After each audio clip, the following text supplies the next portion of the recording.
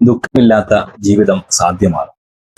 നമ്മൾ പലരും സ്ട്രെസ് ഇല്ലാത്ത, പ്രോബ്ലംസ് ഇല്ലാത്ത, ദുഃഖമില്ലാത്ത ഒരു ജീവിതത്തെയാണ് ആഗ്രഹിക്കുന്നത്. അങ്ങനെ ഒരു ജീവിതം സാധ്യമാണോ? എപ്പോഴും സന്തോഷത്തോടെ, എപ്പോഴും പ്രസന്നതയോടെ, എപ്പോഴും ഹർഷത്തോടെ മുന്നോട്ട് നീങ്ങാൻ നമുക്ക് സാധിക്കുമോ?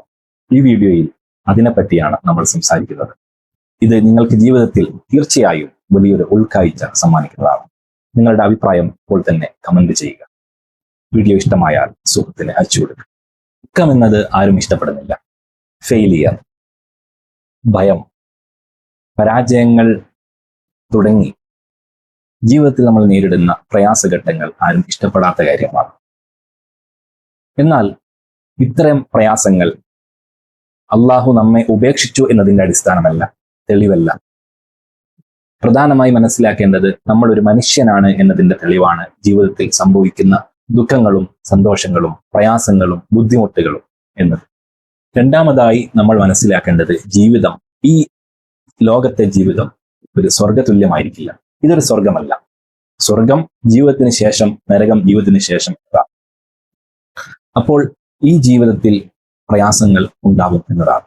നമുക്ക് ഏറ്റവും അടുത്ത ആളുകൾ വരെ നമ്മെ ഹേർട്ട് ചെയ്യുകയും നമ്മെ ബുദ്ധിമുട്ടിക്കുകയും നമ്മളിൽ നിന്ന് അകന്നു പോവുകയും നമ്മൾ ഒന്നുമല്ലാത്തവനാണ് എന്ന് പറഞ്ഞ് നമ്മളെ പോഷിക്കുകയും ചെയ്യും.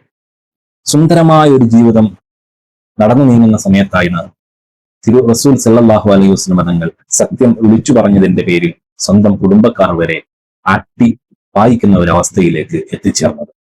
മക്കയിൽ ആ ചരിത്രം നമുക്കറിയാം. ജീവിതത്തിന്റെ ദശാസന്ധികളിൽ ഓരോ പിരീഡുകളും നമ്മുടെ ആരോഗ്യം ക്ഷയിച്ചു പോകാൻ സാധ്യതയുണ്ട്. രോഗങ്ങൾ വരും, സമ്പത്ത് ബുദ്ധിമുട്ട് വരും, നമ്മുടെ അഭിമാനത്തിന് ക്ഷതം വരും, നമ്മുടെ മനസ്സിന് മുറിവേൽ തുടങ്ങിയ സാഹചര്യങ്ങൾ ഉണ്ടാവും. ആ സമയത്തെല്ലാം ഇത്തരം പ്രോബ്ലംസുകൾ വരുമ്പോൾ എങ്ങനെ നമുക്ക് സന്തോഷത്തോടെ ജീവിക്കാം, ദുഃഖങ്ങൾ മാറ്റി സന്തോഷത്തോടെ ജീവിക്കാം എന്നതാണ് നമ്മൾ ട്രെയിൻ ചെയ്യേണ്ടത്. വളരെ പ്രധാനപ്പെട്ട ഒരു കാര്യമാണത്.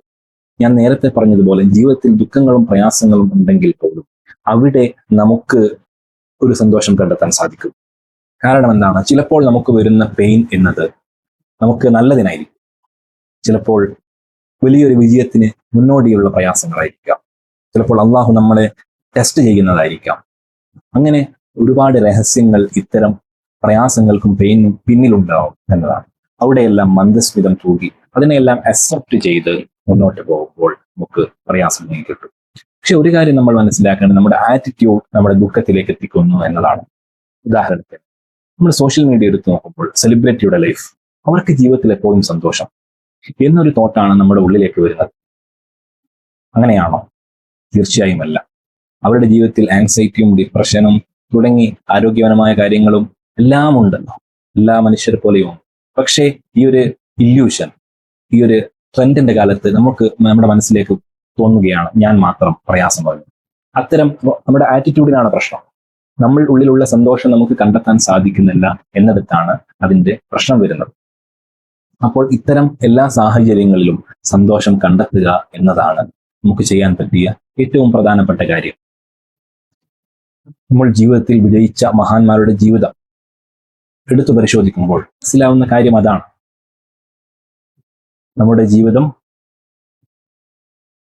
ജീവിതം നമുക്ക് സന്തോഷത്തോടെ കൊണ്ടുപോകാൻ സാധിക്കും. എത്ര പ്രയാസമുള്ള ആളുകളും നമ്മൾ വിചാരിക്കും ഒരു കാലോ കയ്യോ ഇല്ലാത്ത ആളുകൾ, അവരുടെ ജീവിതം മുഴുവൻ ദുഃഖമാണ്. പക്ഷേ അത്തരം ആളുകൾ സന്തോഷത്തോടെ ജീവിക്കുന്നത് നമ്മൾ കാണും.